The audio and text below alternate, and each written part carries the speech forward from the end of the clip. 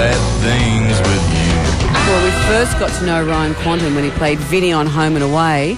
Since then, huge accolades have come his way. He's moved to the US.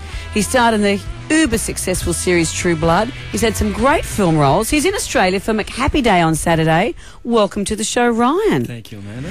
Hey, have you ever had an article written about you where they've just said quantum physics? How good would that be for a title? I actually think there has been. Oh. I know you're but yes, there has. Very early on in the career. I thought I just gave you the title of your new book, but it's already been taken. The memoirs, The memoirs. Yeah. What would be in those memoirs if you were to write? What would they? Because you look at your journey. Home and Away, was that your first acting? It was sort of the first breakthrough role, absolutely. Yeah. And you were on there for a while. 4 years, Because I was a big consumer of Home and Away, and I don't know if you've heard of this guy, Chris Hemsworth, but I said, mate, you know, if you keep at this, you might do all right.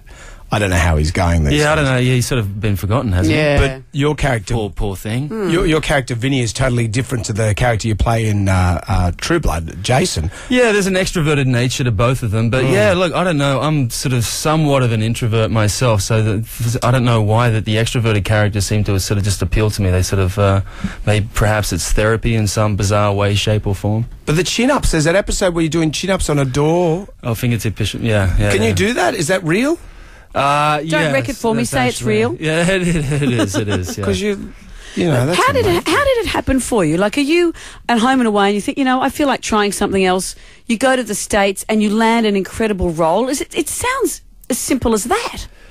Well, yeah, when you put it into a simple sentence, it does. But, I mean, you guys know that longevity in our kind of business is through tenacity. You have to sort of have the ability to deal with rejection time and time again and wait for that one opportunity that's going to say, yeah, we'll put you on your feet.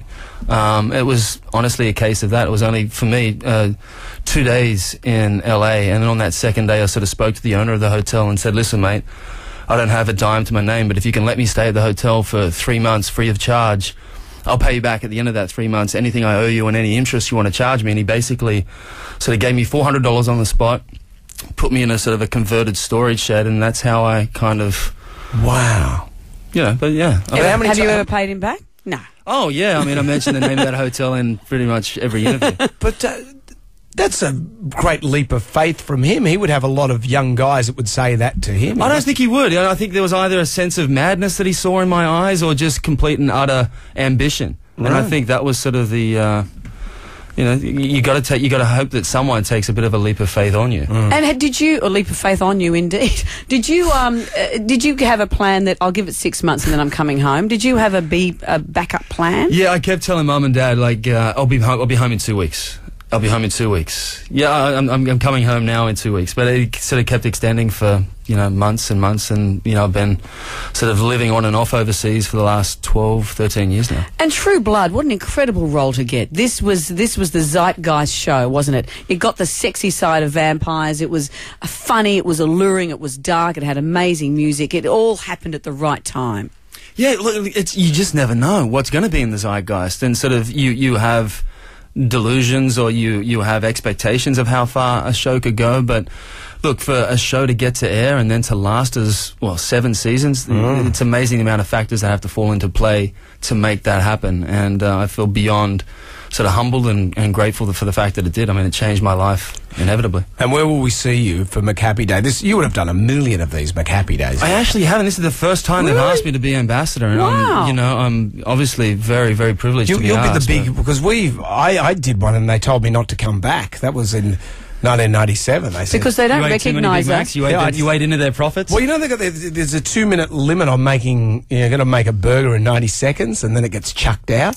So I was sort of, you know, saying to the young girl, let's do this quicker. There's got to be a more efficient way. Oh, right. Trying to streamline the process, trying to change McDonald's in a day. Well, you get into it because it's quite... Because you get a lot of people, this won't happen to you, but we'd get a lot of people coming in who don't recognise us and they're just cranky that we're not fast enough at serving them. So we're the opposite of helpful on a day like that. Look at these old guys. Yeah. Look at them working for minimum wage. What's their problem? What's their problem?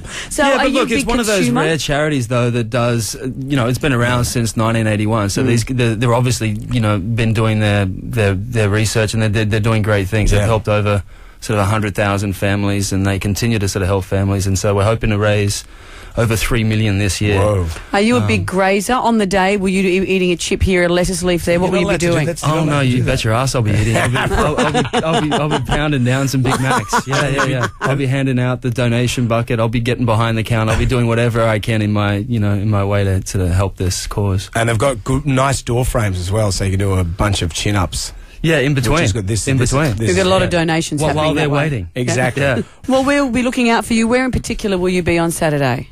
I'll be at the Darling Quarter. Okay. Excellent. Yeah, so Darling come on Harbour. down from 12 o'clock. It's supposed to be to 1, but I'll probably push it up until sort of 2-ish. So come on down and say hi and buy a Big Mac. Every $2 and the Big Mac goes towards, obviously, the Ronald McDonald House charity. So please come down and support. Do you want some beefcake with that?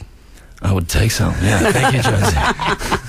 Ryan, It's getting a little bit weird. Actually, now we're going to start shaving each other. Okay. This is Cut to a commercial. This has got weird. Ryan, thank you. Thank you, Jonesy. Appreciate it, mate.